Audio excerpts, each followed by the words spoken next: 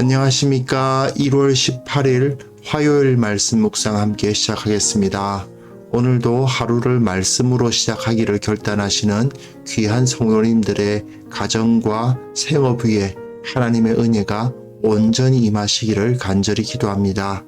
오늘 본문은 여호수아 6장 8절부터 14절까지 말씀을 함께 다루겠습니다.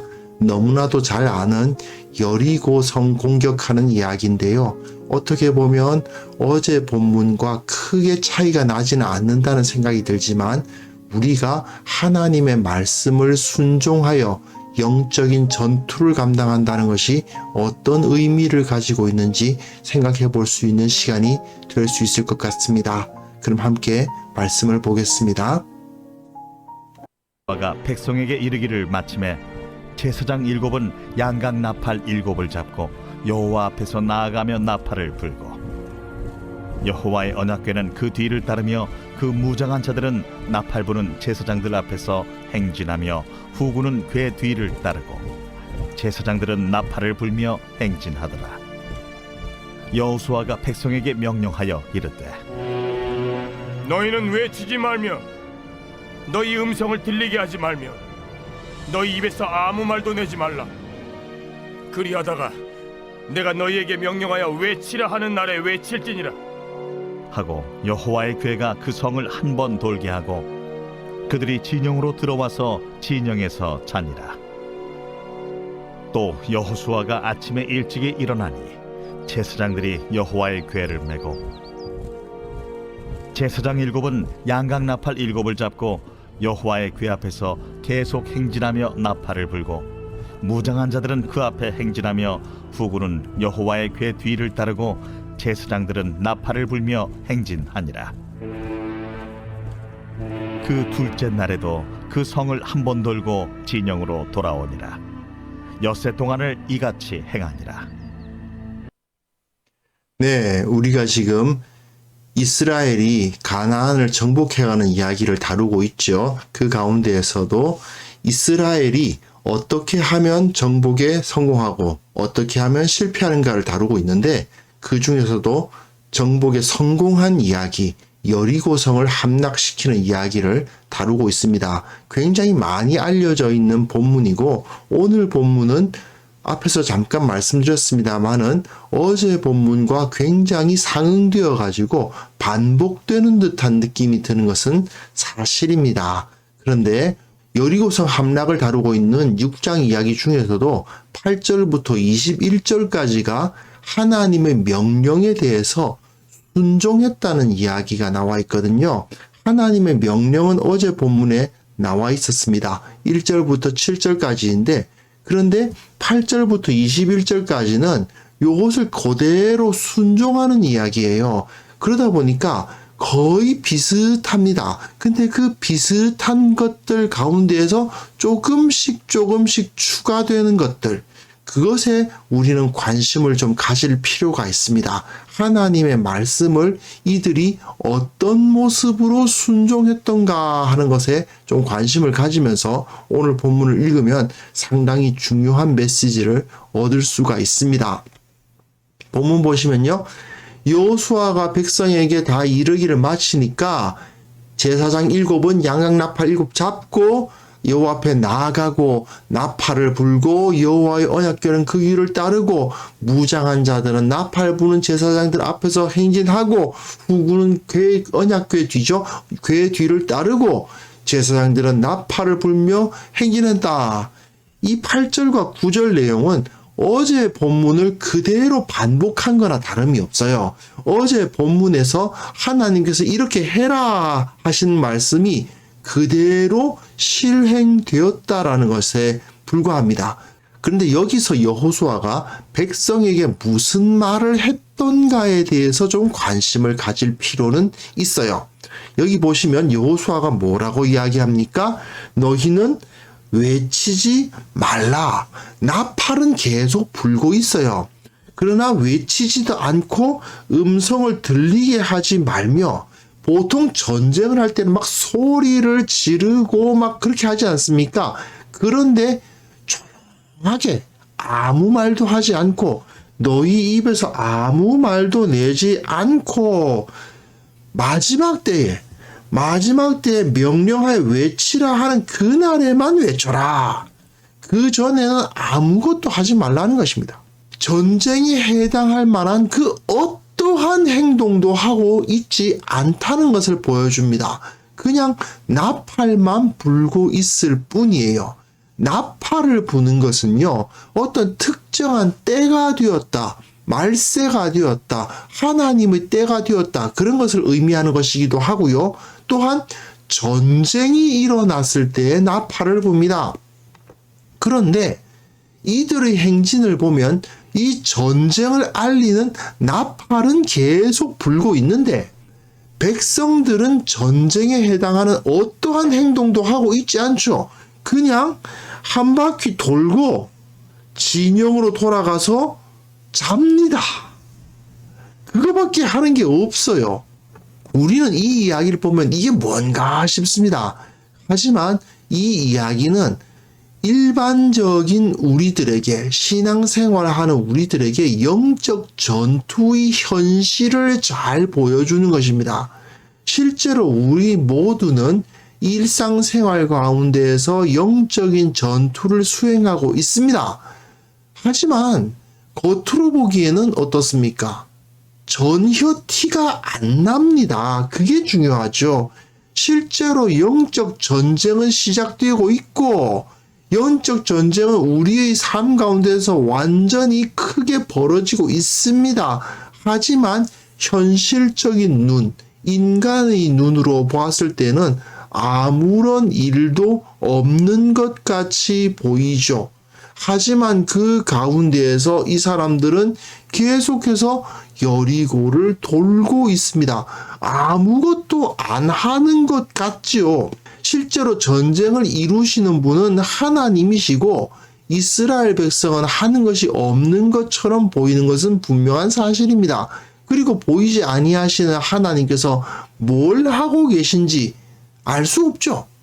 하지만 이 사람들은 그냥 아무것도 하지 않지만 전쟁하고 전혀 상관없는 행동을 하는 것 같지만 그러나 이 사람들은 이것을 통해서 영적인 전투를 수행하고 있는 것입니다. 이게 굉장히 중요합니다. 그리고 그 다음 본문 보십시오. 여호수아가 어떻게 합니까? 아침에 일찍 일어납니다. 그리고 제사장들이 여호와의 궤를 메고 그 뒤는 똑같아요. 똑같이 양각 나팔 7 잡고 여호와의 궤 앞에서 행진하고 나팔 불고 무장한 자들은 그 앞에서 행진하고 후군은 여호와의 궤 뒤를 따르고 이게 똑같아요. 그 둘째 날에도 성을 한번 돌고 진영으로 돌아오니라 엿새 동안을 이같이 행하니라. 아무것도 안 하는 것 같은 이 지루한 과정이 6일 동안 계속되었다 하는 것을 보여줍니다. 그런데 여호수아가 이 일을 어떻게 해요? 아침에 일찍이 일어나서 성실하게 감당한다는 뜻입니다. 이런 아무 의미 없어 보이는 일을, 정말 무가치한 반복적인 일을 성실하게 감당하고 있어요. 이게 우리들에게 매우 중요한 메시지를 던지고 있는 것입니다. 사실 우리가 살아가는 생활을 한번 살펴보십시오. 대부분의 경우는 반복되는 일상으로 이루어져 있지 않습니까? 어제와 오늘이 특별히 다르지 않은 삶이 이어지죠. 그 가운데 특별한 가치나 의미를 찾지 못하는 경우가 굉장히 많습니다. 내가 왜 지금 이러고 있지 싶을 때가 너무나도 많은 것입니다. 하지만요, 우리는 이 사실을 깨달아야 됩니다. 그 반복된 일상들이 쌓여야 진정 가치 있는 것이 되는 것입니다. 물론 우리 인생에는 어떤 특별한 순간 있을 수 있습니다. 그런데 그 특별한 순간이 있기 이전에 그 특별한 순간을 만들기 위해서 무의미해 보이는, 어떻게 보면 별로 가치가 없어 보이는 그러한 순간들이 켜켜이 쌓이게 됩니다. 그것이 쌓이지 않으면 사실은 일곱째 날 진정 가치 있는 어떤 대사건이 일어나지 않는 거죠. 일곱째 날이 존재하기 위해서는 첫째 날부터 여섯째 날까지가 필요한 것입니다. 그리고 그 첫째 날부터 여섯째 날은 어떻게 감당되어야 됩니까? 이렇게 아침에 일찍이 일어나서 성실하게 감당되어야 그 일곱째 날이 온다라는 것을 깨달을 수가 있는 거죠. 사실 이것은 우리의 일상을 바라볼 때 그리스도인들이 반드시 가져야 할 태도입니다. 우리의 인생을 한번 살펴보십시오. 학창시절에 공부를 하는 것도 마찬가지였고 직장에 들어가서 일을 하는 것도 마찬가지 아닙니까? 인간관계를 맺는 것도 마찬가지고 무언가 의미 있는 결과가 나오기 위해서는 사실은 어떻게 보면 지루한 과정이 있어야만 했습니다. 그 지루한 과정이 하나하나 쌓여감으로 말미암아 결국은 거대한 것이 만들어져 가는 것이죠. 그렇지 않고 갑자기 뚝딱 떨어지는 어떠한 일이 있을 수 있을까? 하나님께서는 그렇게 안 하시는 겁니다. 하나님께서 여리고를 이스라엘에게 주셨다. 누구도 부인할 수 없습니다. 이스라엘이 한 게 없어요. 이스라엘은 그냥 그 주위를 돌았을 뿐 여리고를 정복하기 위한 어떠한 일도 한 것이 없습니다. 그러나 하나님께서는 그 여리고를 이스라엘에게 주실 때 어떻게 하라고 하십니까? 아침에 일찍이 일어나서 인간이 보기에는 별로 가치 있어 보이지 않고 별로 대단해 보이지 않는 그 일을 성실하게 감당하도록 우리에게 요구를 하시죠. 그리고 그렇게 성실하게 그 일을 감당하는 자에게 일곱째 날을 주사 그 여리고를 정복하고 그 여리고를 차지하는 그러한 역사를 경험하게 하시는 것입니다. 이것이 바로 우리의 인생이고 이것이 바로 우리가 이 세상에서 영적 전투를 감당하는 방법이다 하는 것을 우리는 잊지 말아야 합니다. 사실은 작년 12월부터 제가 섬기는 함께하는 교회에서 함께하는 공간이라는 이름으로 북카페를 열었습니다. 그래서 제가 매일 출근을 해서 그 북카페를 열고 있어요. 혹시 위례신 도시에서 가까이 계시는 분은 오후에 12시부터 한 7시까지 제가 있으니까요. 월요일부터 금요일까지 월요일하고 목요일은 좀 늦게 엽니다. 2시부터 여는데 그때쯤에 한번 방문해 보시면 제가 커피 한 잔 대접해 드릴 수도 있습니다. 여하튼 이렇게 북카페를 열면서 책과 그리고 커피를 함께 팔고 또 방문하시는 분들과 대화를 나눌 수 있는 그런 공간을 만들었어요. 무슨 돈을 벌자고 하는 건 아니고요. 그냥 이 교회가 그 지역사회에 하나의 좋은 이웃으로서 한번 부담 없이 찾아올 수 있는 그러한 공간이 되어보자라는 하나의 작은 시도가 시작되었습니다. 근데 제가 이것을 해보니까요. 별것 아닌 것 같은 것이 굉장히 큰 일이었구나 하는 것을 깨닫는 것이 있습니다. 무엇이냐면 시간 맞춰서 출근하는 거예요. 그 시간에 딱딱 맞춰서 그 자리에 있는 것, 그것이 굉장히 큰 일입니다. 사실은요, 손님들이 그렇게 많지 않기 때문에 별로 그렇게 대단히 어려운 일이 없어요. 그렇지만 그 시간을 맞춰서 그곳에 있는다는 것, 그 자체가 손님도 없는데 그 시간에 맞춰서 거기 가는 것이 무슨 의미가 있나 싶은 생각도 들거든요. 하지만 그럼에도 불구하고 하나님께서는 그 일을 우리에게 맡기시는 것입니다. 지금 우리가 직장에서 또는 가정에서 매일 밥 차리고 설거지하고 빨래하고 하는 그 모든 일들, 직장에서 별의별 것들, 자잘한 것들, 일하는 것들, 그것들이 도대체 이게 무슨 의미인가 싶으실 때마다 이것이 여리고를 정복하기 위한 첫째 날에서부터 여섯째 날까지 행해지는 그 어떻게 보면 무가치해 보이는 성벽 돌기일 수도 있다는 것을 인식할 필요가 있을 것 같습니다.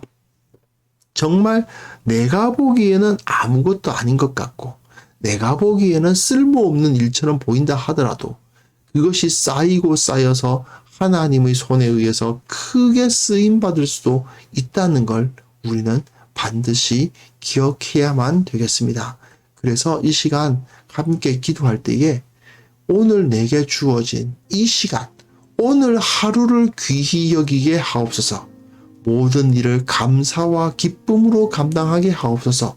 언젠가 이것들이 쌓여서 일곱째 날이 온다는 사실을 기억하며 기대하는 자들 되게 하여 주옵소서. 함께 기도하는 시간을 갖겠습니다. 기도하겠습니다.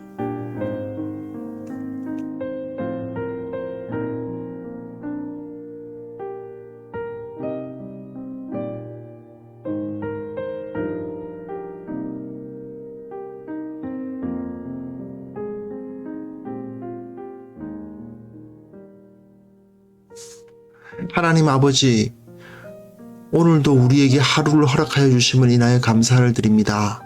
내게 주어진 이 시간이 얼마나 귀하고 얼마나 소중한가를 참으로 다시 한번 기억하면서 이 모든 시간을, 모든 일을, 모든 감당해야 할 여러 사건들을 감사함과 기쁨으로 감당케 하여 주시옵소서.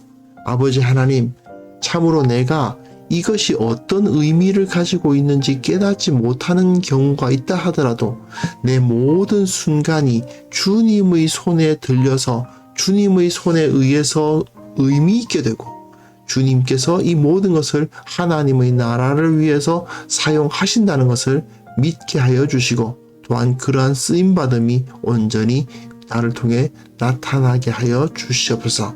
주님 또한 기도하옵기는 이 땅의 모든 그리스도인들을 위해서 기도합니다.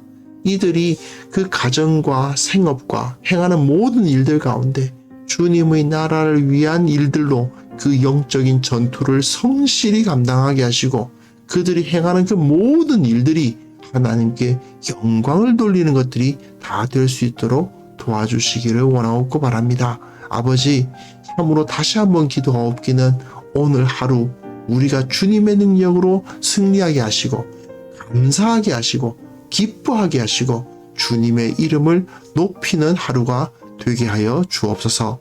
예수 그리스도의 이름으로 기도합니다. 아멘.